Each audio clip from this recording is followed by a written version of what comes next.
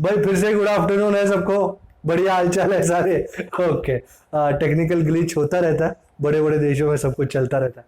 अच्छा, वेव्स में मेजॉरिटी चीजें तो खत्म कर चुके हैं। ये स्टेशनरी वेव्स वाला चीज बाकी था, तो मैंने सोचा आज ले लेता हूं, थोड़ा स्टेशनरी वेव्स भी सिखा देते हैं आपको ना। ये स्टेशनरी वेव्स, वेव भी है और स्टेशनरी भी है, तो मतलब क्या है इसका? एग्जाम्पल के बगैर तो आगे चला ही नहीं जाएगा।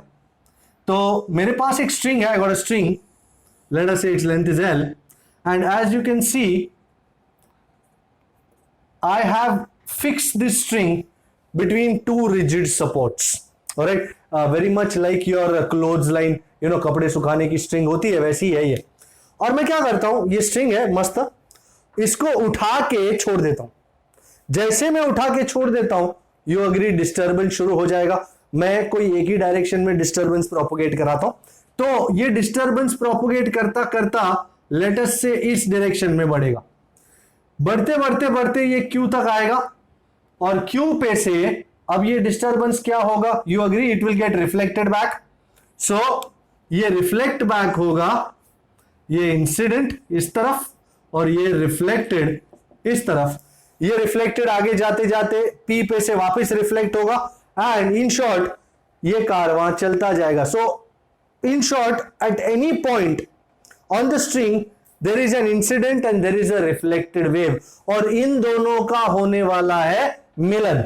इस स्ट्रिंग पे दोनों इंसिडेंट और रिफ्लेक्टेड वेव्स का मिलन होगा, और जो पैटर्न होगा उस पैटर्न को हम कहते हैं स्टेशनरी वेव। तो डेरिवेशन को आगे बढ़ाते हैं। So consider a string between two rigid supports. मैं बेसिक आइडिया पहले लिख देता हूं, जो भी मैंने समझाया आपको। A disturbance is given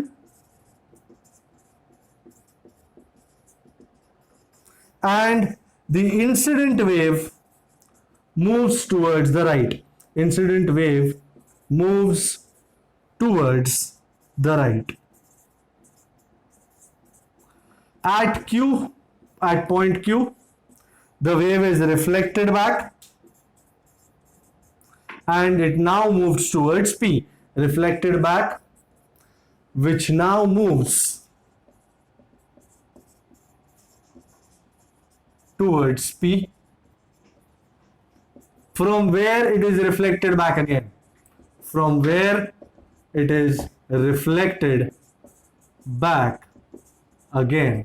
So, and this process goes on and on and on. So at any point, at any time, there are a number of waves on the string which superpose on each other. Number of waves on the string which superpose with each other. मिलन होता है उनका, superpose with each other, giving rise to a pattern which is called a stationary wave. With each other giving rise, don't worry, I'll derive it also, giving rise to a pattern which is called stationary wave. अब इसको stationary wave क्यों कहा जा रहा है? stationary और standing wave। हमने अब तक ट्रैवलिंग वेव देखी थी। ट्रैवलिंग वेव मतलब जो किसी एक डायरेक्शन में प्रोपोगेट करे, या तो पॉजिटिव एक्स में या नेगेटिव एक्स में। बट ये वेव जो होगी ना इस स्ट्रिंग पे, वो वेव ऐसी होगी कि वो प्रोपोगेट नहीं करेगी। Now it is a bit difficult to understand कि सर वेव प्रोपोगेट नहीं करेगी तो करेगी क्या? ये वेव इन दो पॉइंट्स के बीच में ही ऊपर नीचे करेगी। ये वेव कहीं जाएगी नहीं, पर इन दो पॉइंट्स के बीच में रहेगी, and the string will just move up and down, and because it does not move anywhere, does not propagate in any particular direction, that wave is called a stationary और a standing wave. Let us start a derivation. अच्छा, अब तक जो हो रहा है वो clear है? No issues? Okay, alright. तो अब डेरिवेशन शुरू करते हैं। हम ट्रैवलिंग वेव के इक्वेशन से बहुत अच्छी तरह वाकिफ। You know what would be the equation for a wave which moves along the positive x direction? Y is equal to a sine kx minus omega t. I hope you still remember that equation. So initially consider a wave which moves towards the positive x direction. ये हमारी incident wave है जो इस तरह दिखाया है, positive x direction, and उसका equation है y1 as a function of x and time of course is a sin kx minus omega t. The reflected wave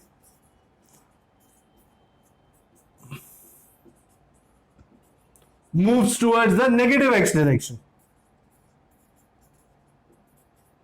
and इस वेव का इक्वेशन होगा y2 as a function of x and time is a sin anybody kx plus omega t, and both these waves superpose on the string.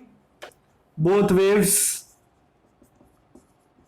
superpose on the string, and the resultant, they are resultant. अब ये दोनों मिल रहे हैं चुपके चुपके, इनका resultant क्या होगा? तो y would be y1 plus y2. ये रहा y1, ये रहा y2, दोनों को उठा के रख लिया जाए, a को कॉमन ले लिया जाए, sin kx minus omega t plus sin kx plus omega t. Now you will say, sir, this is like a deja vu, something which we have already seen. कैसे sir? If you remember, this is sin A plus sin B. Do I need to tell you again that sin A plus sin B is 2 sin A plus B by 2 cos A minus B by 2?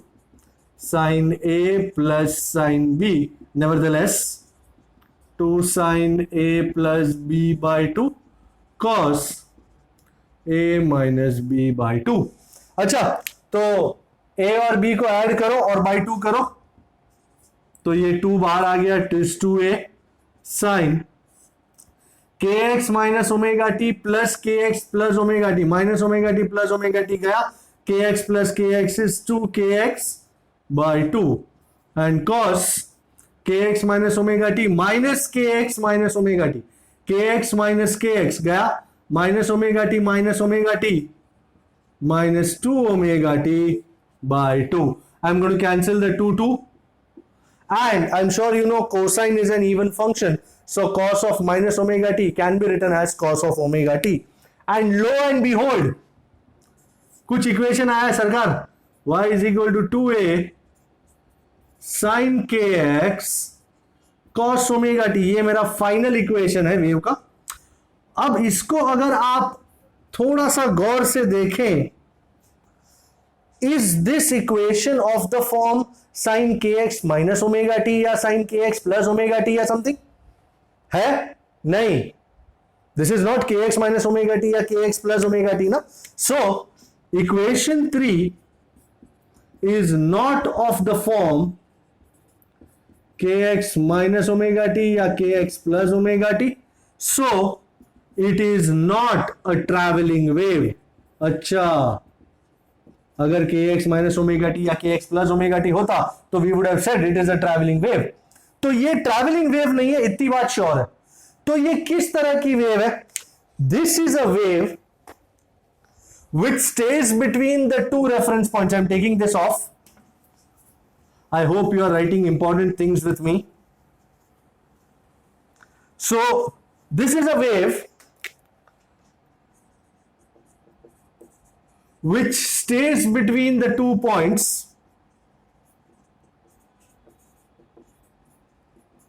and the string vibrates up and down. String vibrates up and down. This is a stationary wave or standing wave. Standing क्यों? क्योंकि बीच में ही रहती है, कहीं जाती नहीं है, string सिर्फ ऊपर नीचे करती रहती है. उसमें भी ये याद देख लो, 2a sin kx जो है represents the amplitude of the stationary wave. Here 2a sin kx represents the amplitude of any point on that wave, and cos omega T, उसमें जो ओमेगा है it represents the frequency of such a wave. So 2a sin kx represents the amplitude and cos omega t, usme omega, it represents the frequency of such a wave. Alright, so please jot this down. This is what is a stationary wave or a standing wave. नया topic शुरू कर रहे हैं, just check this out. Okay, उड़ा दू. Important लिख लिया ये वाला और ये वाला. ओके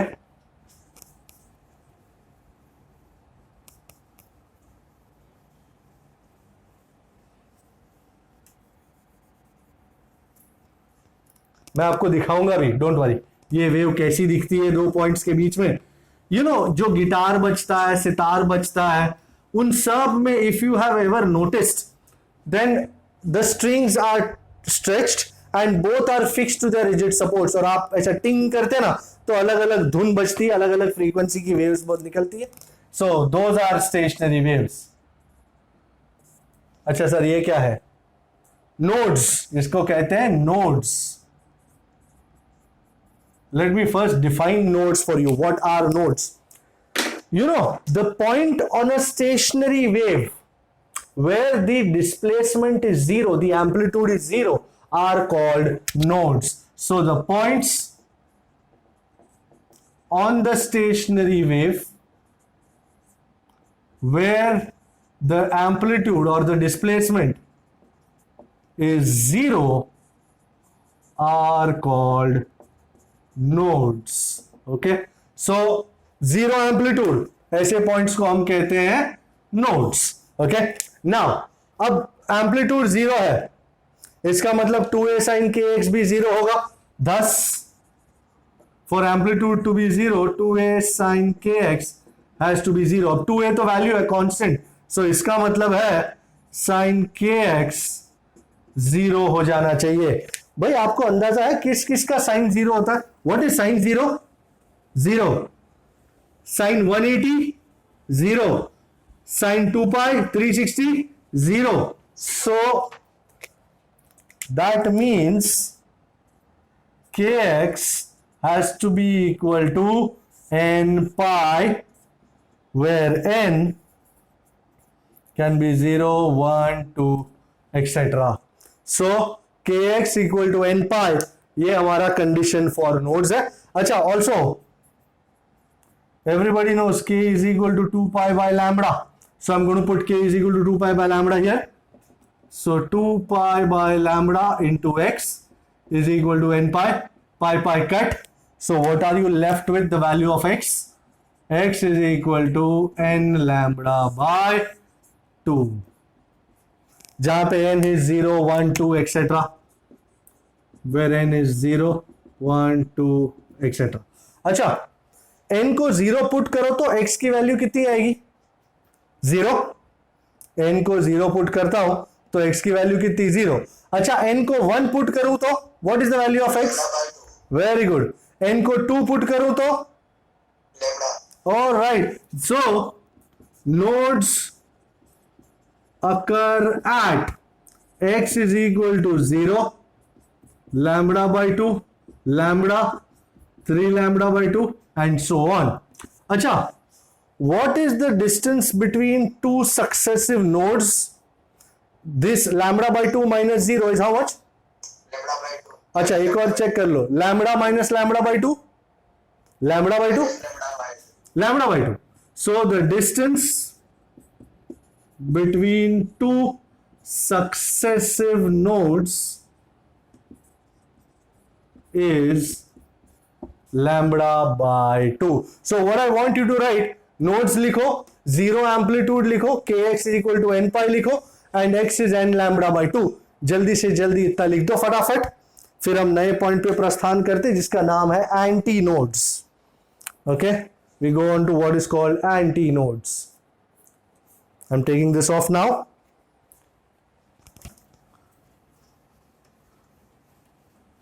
जैसे नोड्स वो पॉइंट है जहां पे डिस्प्लेसमेंट जीरो है, एम्पलीट्यूड जीरो है. एंटी नोड्स वो पॉइंट है जहां पे एम्पलीट्यूड डिस्प्लेसमेंट मैक्सिमम है. antinodes. So the points on the stationary wave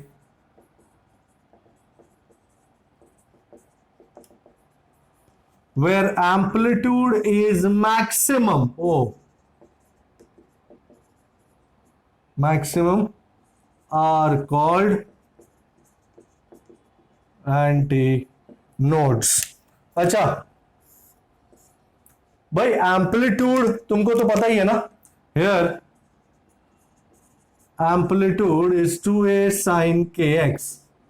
मतलब यहां पे साइन की वैल्यू मैक्सिमम होनी चाहिए, maximum in either direction.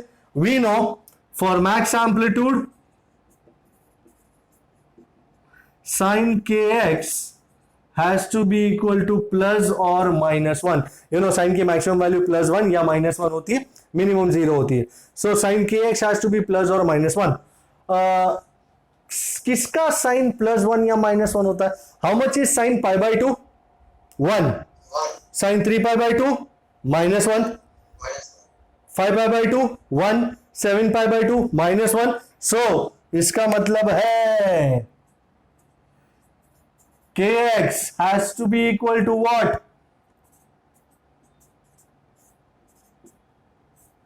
n plus half into pi. Don't believe me? Check it out. n को 0 रखो तो कितना हुआ? pi by 2. n को 1 रखो तो 3 pi by 2. 2 रखो तो 5 pi by 2. So where n is equal to 0, 1, 2, 3 etc. and अब अपना वही के, ये आलू नहीं है, ऑल्सो है, k is two pi by lambda लगा डाला. एंड अवश्य थोड़ी मोमेंट में लाइफ हो जाएगी जिंगा लाला. Don't worry about it. Don't let the जिंगा लालास in life worry you. So k 2 pi by lambda into x is n plus half pi. तो काटा कुटी का माहौल, पाई पाई कट गया, क्या बच गया? x is equal to n plus half lambda by 2. This is the condition for antinodes, जहां पे बट ऑफ कोर्स आपको पता ही है n is equal to 0, 1, 2, 3 etcetera. अच्छा, कौन से पॉइंट्स पे एंटीनोड्स अकर करेंगे वो देखना. n को 0 लगा दो तो x की वैल्यू क्या आएगी?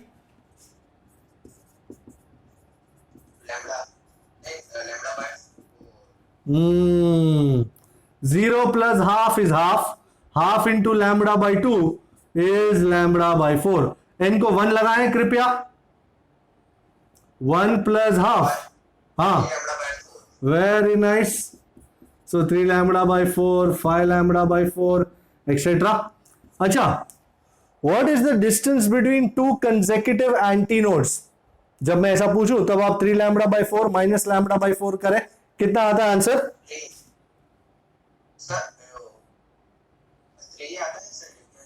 3 lambda by 4 minus lambda by 4, नीचे 4, 3 lambda minus lambda 2 lambda, lambda by 2. So the distance between two consecutive antinodes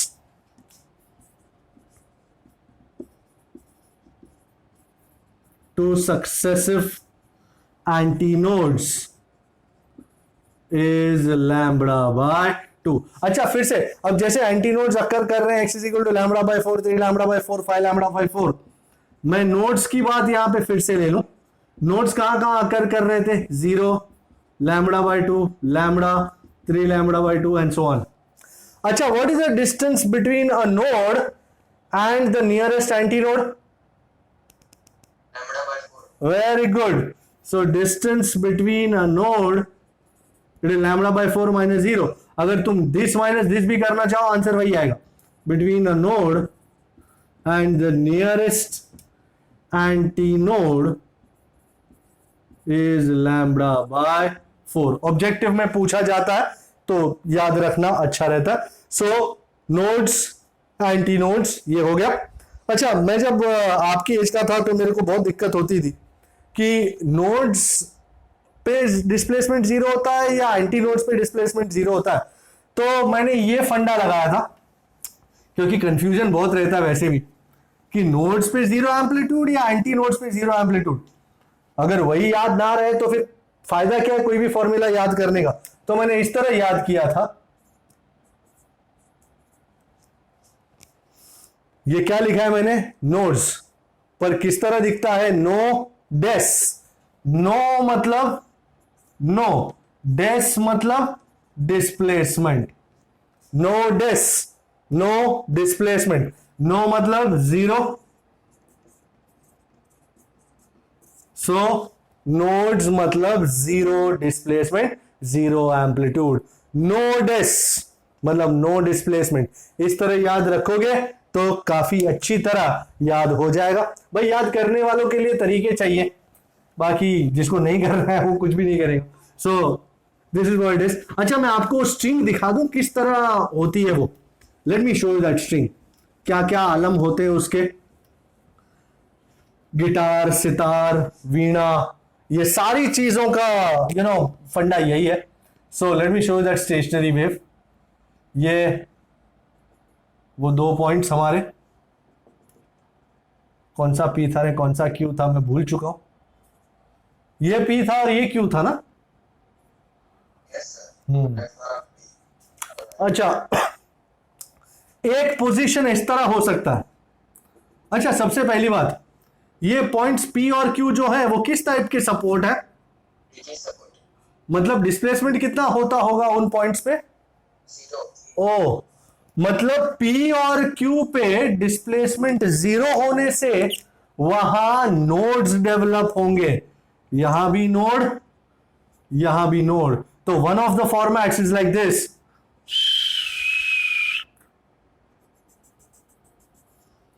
मतलब स्ट्रिंग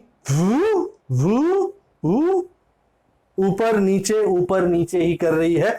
ये नोड और बीच में कहीं पे एंटी नोड, मैक्सिमम डिस्प्लेसमेंट। भाई ये नान नहीं है, ये नोड एंटी नोड है, भूलिएगा नहीं। अच्छा एक और सिचुएशन ऐसी भी हो सकती है, मैं आपको जस्ट ऑफ हैंड ये सब चीजें बता रहा हूं। स्ट्रिंग ऐसे भी जा सकती है,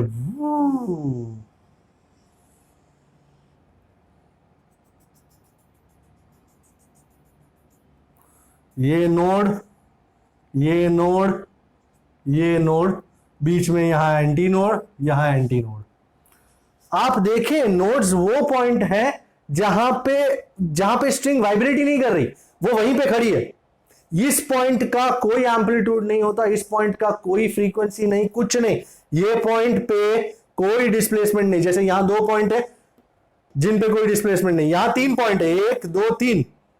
अगर मैं एक और बनाऊं तो ऐसे और पॉइंट्स हो सकते हैं स्ट्रिंग पे जिन पे डिस्प्लेसमेंट जीरो होता। सो this is the idea of stationery waves in strings. उसी तरह लेट मी टेल यू। अच्छा देख लो इसको। तो ये था stationary waves on strings, as I told you. Guitar, sitar, veena, आप इन सब की आइडिया देखोगे तो दोनों एंड्स पे फिक्स होते हैं और तुम बीच में कहीं पे एक डिस्टर्बेंस देते हो। तो डिपेंडिंग ऑन द लेंथ आप ऊपर से भी दबाते हो बीच में, तो एक अलग टाइप का साउंड क्रिएट होता है। एक और टाइप का स्टेशनरी वेव दिखाना चाहूंगा before I sign off. Can you see, this is a pen cover. ये पेन का कवर है, पेन नहीं है, सिर्फ कवर है। एंड सुनाई दिया मैं क्या कर रहा हूं, क्या मैं सीटी बजा रहा हूं, मैं फूंक मार रहा हूं सिर्फ। और वही फूंक अगर मैं यहां मारता हूं, ये क्या हो गया सर, सिर्फ फूंक मारता हूं तो आवाज नहीं आता, पर ये फूंक इस ढक्कन के बाजू में रख के मारता हूं तो आवाज निकलता है मस्त। और ये तो इस ढक्कन का आवाज है। अगर आपके पास कोई और पेन का ढक्कन हो जो इससे छोटा या इससे बड़ा हो और इसको फूंक मारोगे तो अलग टाइप की ध्वनि, अलग टाइप का साउंड सुनाई देगा। ये क्या है सर, ये वही है जो हमने अभी यहां पे देखा, ये स्ट्रिंग में देखा। ये स्टेशनरी वेव, ये पाइप है, इसको क्लोज पाइप कहते हैं। एक एंड से बंद है, एक एंड से खुला है। कृष्ण भगवान बांसुरी बजाते थे, कभी सुना है? तो तो वो बांसुरी जो है ना वो भी पाइप है. It is actually a pipe having many holes and open at both ends. Krishna भगवान सिर्फ फूंक मारते हैं, पंडित हरिप्रसाद चौरसिया भी सिर्फ फूंक मारते हैं, और क्या बढ़िया ध्वनि सुनाई देती है. बांसुरी बजाते पंडित हरिप्रसाद चौरसिया, अगर आपको पता हो तो, डजंट मैटर. तो अलग अलग होल्स को बंद करते हैं तब अलग अलग साउंड सुनाई देता है. That is what is called stationery waves in pipes. वो ओपन पाइप है, ये क्लोज पाइप है. एक और बार सीटी बजाए तो बराबर. सो this is what is stationary waves. All right, I want you to open your textbook because we are looking at a numerical number 11. Are you there on numerical number 11, please? That is on page number 389. Before I do that, I'll have to take this off now. Okay, numerical 11, page 389. 11 करेंगे, उसके बाद 12 करेंगे. So numerical 11, let's find out what it says. Okay, what does it say? It says the transverse displacement of a string clamped at both its ends is given as y as a function of x and time is equal to 0.06 sine 2 pi x by 3 and cos 120 pi t. Okay, this is the equation. X and y are in meter, t is in second. The length of the string is 1.5 meter and its mass is 3 into 10 raised to minus 2 kg. And now we go to the various questions. The first question, does the function represent a traveling or a stationary wave? First things first, bhai, is this of the form kx minus omega t या kx plus omega t? No, this wave is not of the form kx plus or minus omega t, so it is not a traveling wave. It is a stationary wave. It is of the form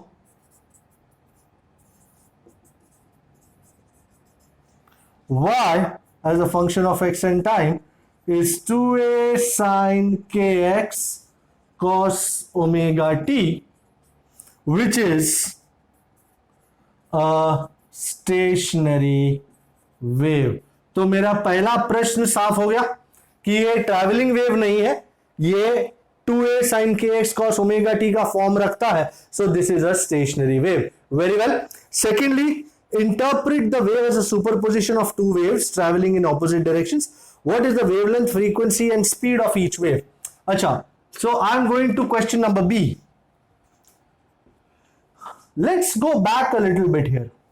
You know, हमने last topic में stationary wave produce किया, y is equal to 2a sin kx cos omega t. इस wave, ये wave कौन सी दो wave से produce हुआ था? If you remember, the stationary wave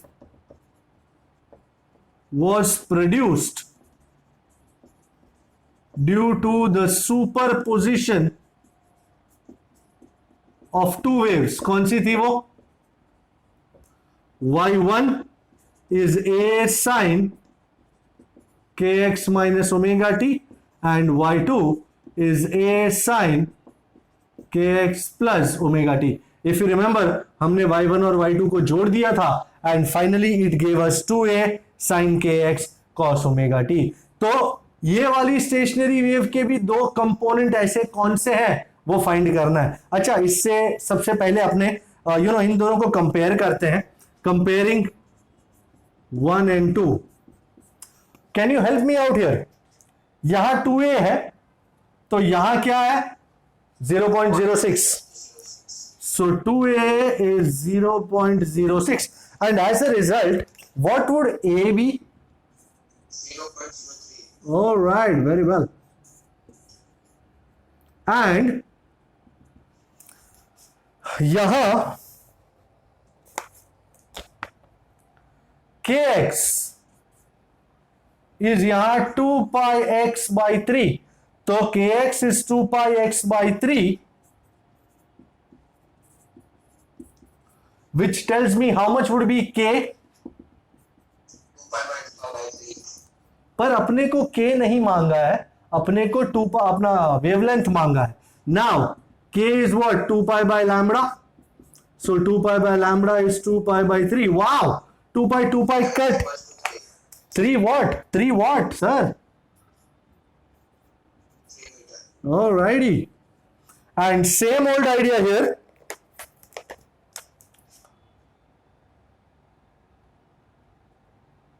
omega T यहां, 120 पाई टी यहां. So omega T, oh my god, this is fantabulous.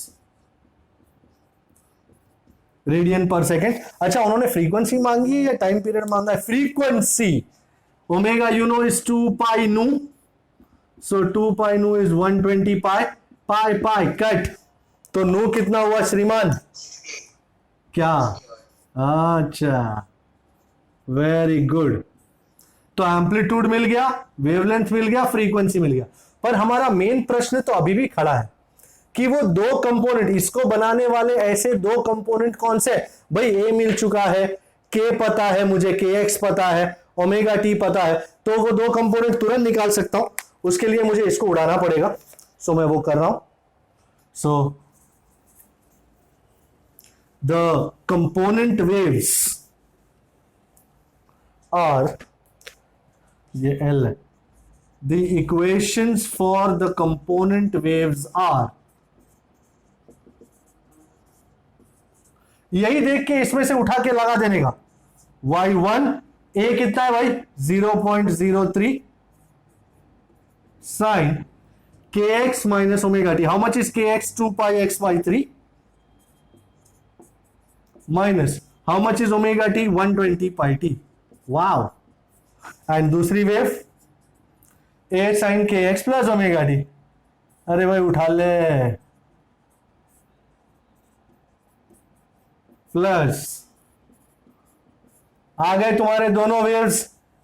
भाई एंजॉय करें, कोई दिक्कत नहीं है. अच्छा, तीसरा क्वेश्चन भी है सर, कैसे एंजॉय करें? Determine the tension in the string. Okay भाई, टेंशन इन द स्ट्रिंग के लिए मुझे सबसे पहले v फाइंड करना पड़ेगा. The speed of the wave is, do you know v is omega by के. न्यू लैम्बडा भी इस्तेमाल कर सकते हो. v इज ओमेगा बाई के. ओमेगा ये रहा, k ये रहा.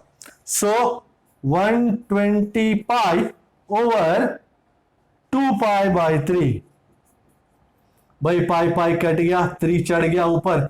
360 by 2 is how much? Is it agreeable? So speed आ गई तुम्हारी 180 meter per second. And also, I hope you haven't forgotten that speed of a transverse wave on a string is given as v is equal to root of t by mu. You remember that beautiful formula we derived a couple of lectures back? The speed of transverse wave is given as speed of transverse wave v is equal to root of mu. Mu was mass per unit length. Mass upon length. तो length चढ़ गया ऊपर. And क्योंकि मुझे t चाहिए तो मुझे squaring both sides करना पड़ेगा. स्क्वेयरिंग बोथ साइड्स, तो v square is TL by m. And मुझे t चाहिए तो t को आइसोलेट करो. mv square by L. This looks so much like centripetal force, but doesn't matter. Mass 3 into 10 raised to minus 2 and velocity 180 का square. Length कितना? 1.5. भाई 3 by 1.5 doesn't require a rocket memory to do this. 18 का square 324 and ये 0 का square 10 raised to 2. Boom boom. 324 2s, isn't it 648? Check it please. 648 Newton. Is that the right answer? Yes it is. Yes it is. Alright. अच्छा, अब मैं करने जा रहा हूं न्यूमेरिकल नंबर 12, पर मैं डेटा मिटाऊंगा नहीं. क्यों डेटा मिटाऊंगा नहीं? क्योंकि ये इसी सम के साथ, इसी डेटा के साथ जुड़ा हुआ है numerical 12. I hope you are looking. Are you looking at numerical 12? A couple of questions related to this numerical itself. क्या कहता है मुझसे numerical 12? For the wave on a string described in this equation, do all the points on the string oscillate with same frequency, phase and amplitude? Explain your answers. What is the amplitude of a point? वो amplitude वाला बाद में देखते हैं. सबसे पहला, do all points oscillate with the same frequency, phase and amplitude? भाई मैंने आपको बताया था सारे पॉइंट्स जो हैं, ये पूरा स्टेशनरी वेव है, उन सब पॉइंट्स की फ्रीक्वेंसी सेम होगी, फेज सेम होगा, एक्सेप्ट नोड्स, बिकॉज नोड्स तो ऑसिलेट ही नहीं करते. सो सबसे पहली बात ये करूंगा, nodes do not oscillate at all. Their amplitude is 0 and they do not have frequency or phase, क्योंकि ऑसिलेट ही नहीं करते तो कुछ है ही नहीं उनके पास. बाकी rest all points oscillate with same frequency and phase, but amplitude सबका अलग अलग होता है. किसी का कम होता है, नोड से शुरू हो तो नोड का 0, फिर बढ़ता बढ़ता बढ़ता एंटी नोड का मैक्सिमम, घटता घटता घटता नोड का 0. So rest all points oscillate with the same frequency and phase, but the amplitudes are different. But the amplitudes of different points are different. But the amplitudes of different points will be different. Okay? अच्छा, अब ये हो गया ए वाला सवाल, ये ए वाला था. बी वाला सवाल है कि find the what, find the amplitude of a point 0.375 metre away. तो x is equal to 0.375 metre हो तो एम्पलीट्यूड कितना है. अरे अरे कैसी बात कर रहे हो. इस पूरे इक्वेशन में एम्पलीट्यूड कौन बताता है? Do you agree this? In a stationary wave amplitude is given as 0.06 sin 2 pi by 3 into x. तो इस एम्पलीट्यूड के इक्वेशन में x की जगह 0.375 मीटर पुट करें. जल्दी जल्दी, इंटू, अच्छा 2 into 0.375 is 0.75.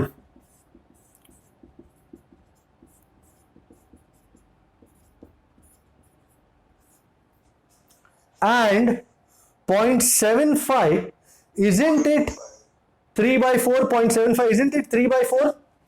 Isn't it?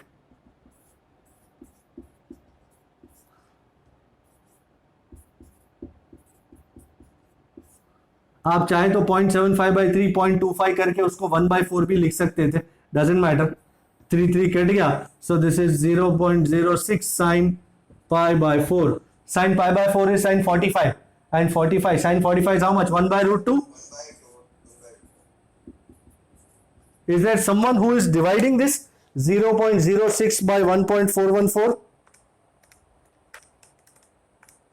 0.0424. Is it true? Yes, sir. 0.0424 metre, या सेंटीमीटर में चाहो तो 2 0 आगे बढ़ा दो, 4.24 centimetre. Anyone checking the answer? By far सही है भाई. ओके, बढ़िया चीज. And now let's do the last thing of the day.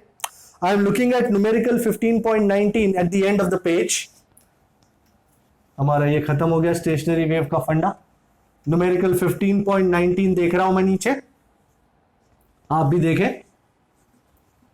कुछ कंसेप्चुअल क्वेश्चंस पूछे हैं जिनके आंसर्स बताने की हम कोशिश करेंगे, एंड लेट्स फाइंड आउट क्या होता है क्या नहीं होता करके. So numerical 15.19. Okay, what does it से? Explain why or how. A, in a sound wave, a displacement node is a pressure antinode and vice versa. I hope you remember node मतलब zero and antinode मतलब maximum. Okay, याद रखना. Sound wave की बात करिए. आपको याद है sound wave is a longitudinal wave. It moves as compressions and rarefactions. Compressions and rarefactions. कोई एक पॉइंट पकड़ लेता हूं. सपोज ये पॉइंट पकड़ लेता हूं. Let's call this point as A. नहीं, ए नहीं, let's call this point as S. Can you see यहां पे ये पॉइंट फिलहाल स्टेशनरी है क्योंकि इस पॉइंट के लेफ्ट हैंड साइड पे सारे पार्टिकल्स दूर चले गए हैं. इस पॉइंट के राइट हैंड साइड पे पार्टिकल्स नजदीक आ गए. इन शॉर्ट यहां बन गया है कंप्रेशन और यहां बन गया है, ये पॉइंट का डिस्प्लेसमेंट जीरो है. अच्छा, do you remember compression is a region of high pressure and rarefaction is a region of low pressure. तो कंप्रेशन वाले में हाई प्रेशर है एंड रेरिफैक्शन वाले में, तो आप देखो इस पॉइंट के राइट में हाई प्रेशर, इस पॉइंट के लेफ्ट में low pressure. So don't you agree, point S पे प्रेशर का डिफरेंस बहुत ज्यादा होगा. बराबर. Point S is stationary and the pressure difference at point S is very high. क्योंकि एक तरफ लो प्रेशर है, एक तरफ हाई प्रेशर है, तो इस पॉइंट पे प्रेशर का डिफरेंस बहुत ज्यादा है, मैक्सिमम प्रेशर डिफरेंस है. सो जहां डिस्प्लेसमेंट जीरो होता है, डिस्प्लेसमेंट जीरो होता है, वहां प्रेशर डिफरेंस मैक्सिमम होता है. So here displacement is zero, point S की बात कर रहा हूं, then pressure diff is maximum and that is the reason why they say कि डिस्प्लेसमेंट का नोड और प्रेशर का एंटी नोड. सो ये हो गया आइडिया नंबर ए का. फिर बात करते हैं नंबर बी की. Bats can ascertain distances, directions, nature and sizes of obstacles without any eyes. This is a very lovely question. Ever seen a bat? चमगादड़ कभी देखा है? Close up. You will find that it does not have any eyes. तो sir वो देखता कैसे है? Actually वो देखता ही नहीं है. वो उसके पास आंखें नहीं होती, बट उसके पास एक अल्ट्रासोनिक वेव का ट्रांसमीटर एंड रिसीवर होता है. अपने मुंह के आगे उसके पास एक अल्ट्रासोनिक, वो अल्ट्रासोनिक वेव्स निकालता है 20 किलोहर्ट्ज टू 100 किलोहर्ट्ज. तो वो निकालता है वेव्स, और अगर वो वेव सीधी चली जाती है इसका मतलब है वो उड़ सकता है, बीच में कोई रुकावट नहीं है. पर अगर सपोज कोई मॉथ उड़ रहा है, कोई बटरफ्लाई उड़ रहा है, उसको खाने की भूख लगी है, किसको? बैट को. ये उसका शिकार है वो, तो ये जाएगा वेव, उस मॉथ को टकराएगा और टकरा के वापिस आएगा, जिससे ये रिसीव करेगा और उसको अंदाजा आएगा कि आगे कोई चीज है जो अलग अलग जगह पे डाल के वो देखेगा बड़ा है छोटा है, मैं खा पाऊंगा नहीं खा पाऊंगा, एंड एज अ रिजल्ट इस तरह वो पीछे से अटैक कर देगा और खा लेगा उसको. सो बैट्स में बहुत ही एडवांस लेवल का इलेक्ट्रोमैग्नेटिक वेव्स निकालने का वो आइडिया है. अल्ट्रासोनिक वेव्स निकालते हैं वो लोग, और अपने आगे उसका ट्रांसमीटर रिसीवर होता है, आंखें नहीं होती उसको. सो कभी किसी दिन क्लोजअप में बैट मिल जाए तो देख लेना, पर बैट के नजदीक मत जाना, बहुत डेंजरस होता है. बराबर. उससे बहुत सारे अलग अलग रोग भी हो जाते हैं, पता नहीं, ऐसा सुना है मैंने. See, a violin note and sitar note may have the same frequency, yet we can distinguish between the two notes. माना सितार और वायलिन नोट दोनों की फ्रीक्वेंसी सेम है भले, but because they both belong to different instruments, their overtones will be of a different sound. तो भले उनकी frequency same है, बट जो पिच प्रोड्यूस करेंगे वो पिच अलग होगी, जिससे आप ये पहचान पाओगे कि ये गिटार बज रहा है, ये सितार बज रहा है. Alright. Lastly, solids can support both longitudinal and transverse waves, but only longitudinal waves can propagate in gases. ये बात हमने करी थी कि transverse waves propagate होने के लिए the medium has to sustain shearing stress. Solids only, string वगैरह can sustain shearing stress. Liquids and gases cannot sustain shearing stress. जबकि longitudinal wave जाने के लिए body has to sustain compressive stress. Solids में कम, बट कर सकते हैं compressive stress sustain. Solids, liquids, gases सब कर सकते हैं compressive stress sustain. As a result transverse waves pass होनी है तो वो सॉलिड्स में होंगी खासकर, जबकि साउंड वेव्स वगैरह जो है लॉन्जिट्यूडिनल वो गैसेस, सॉलिड्स, लिक्विड सब में पास होती है। Lastly, the shape of a pulse gets distorted during propagation in a dispersive medium. You know, pulse एक ऐसी चीज है जिसमें बहुत सारी फ्रीक्वेंसियां होती हैं, अलग अलग नोट्स होती है, अलग अलग स्पीड्स पे चलते हैं। जब वैक्यूम हो या एयर हो सबकी स्पीड एक होती है, but when they enter another medium speeds अलग अलग हो जाने से उसके शेप में बहुत बड़ा परिवर्तन आ जाता है। As a result when a pulse enters a dispersive medium it gets distorted due to different speeds of different elements. All right, so this was numerical 19 and इसके साथ आई थिंक आज का कार्यक्रम हम समाप्त कर सकते हैं। तो आई थिंक इतना कराना था मेरे को स्टेशनरी वेव्स के बारे में और इतना करा लिया। And I will see you next time. So till that time you stay safe, you keep working, bye bye.